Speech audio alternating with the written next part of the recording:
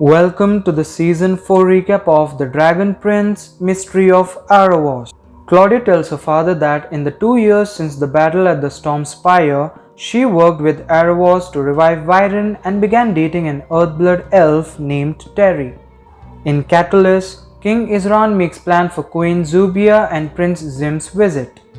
Callum, now the High Mage in place of Viren, celebrates his 17th birthday, though it's marred by memories of Rayla leaving him on that very day 2 years ago to find Viren and seek vengeance for her parents' disappearance.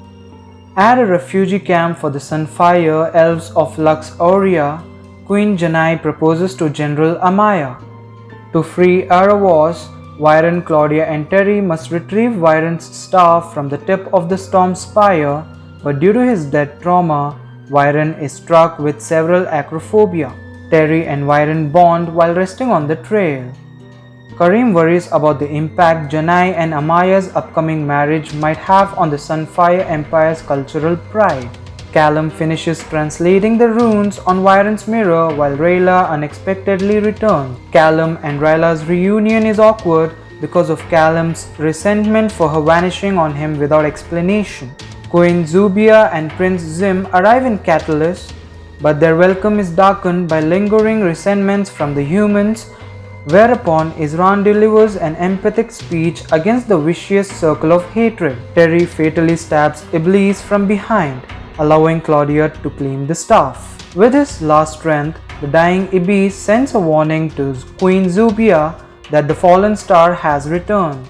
In the face of this new crisis, Zubia returns with Zim to the Storm Spire, with Isran, Callum, Rayla and Soren joining her along with the mirror Viren stole from Avizandum. Zubia reveals that for centuries, Aaravos had secretly pulled the strings behind every major conflict in Zadia by seducing people fascinated by magic, until a human girl, the Archdragons and Elven Archmages worked together to intern him in a magical prison with 6 component keys and keep him trapped for eternity. Simultaneously, Claudia uses her magic to break open the cocoon, freeing a mute elf homunculus.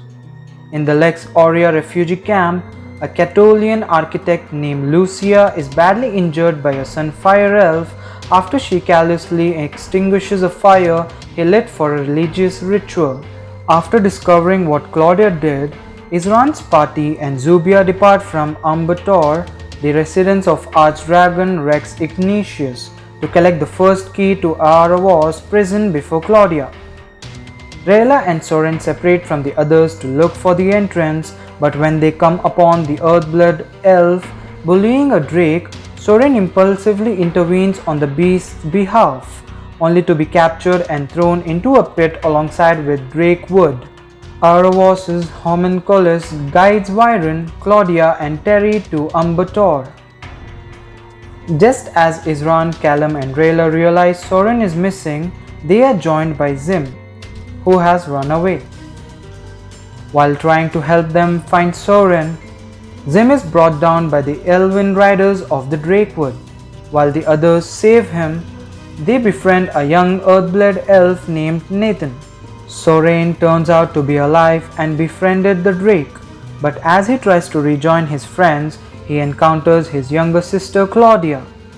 Nathan guides Callum, Isran, Kyla and Zim through the hazards of the underground passages. During a rest, Callum and Rayla use the chance for a talk, and fearful of hurting his loved ones, Callum asks Rayla to kill him if Aaravos takes control of him again. Soren captures Claudia and tries to reason with her, arguing over the evolving relationships between humans, elves and dragons. Soren is then in turn captured by Viren and Terry. Isran, Callum, Rayla, Zim and Nathan enter Rex Ignatius' lair. They meet the short-tempered Archdragon of Earth and gradually convince him of their good intentions. Janai privately discusses with Amaya what she wants to do with her life, which renews her resolve to become a queen worthy of her people. Karim decides to accelerate his plans by challenging Janai to an illegal and outdated blood duel for rulership over Lex Aurea. Janai reluctantly accepts Kareem's challenge and beats him, and Kareem is arrested when he refuses to accept his defeat. Claudia, Viren and Terry find a map leading to Aaravos' prison engraved on Rex Ignatius' fang.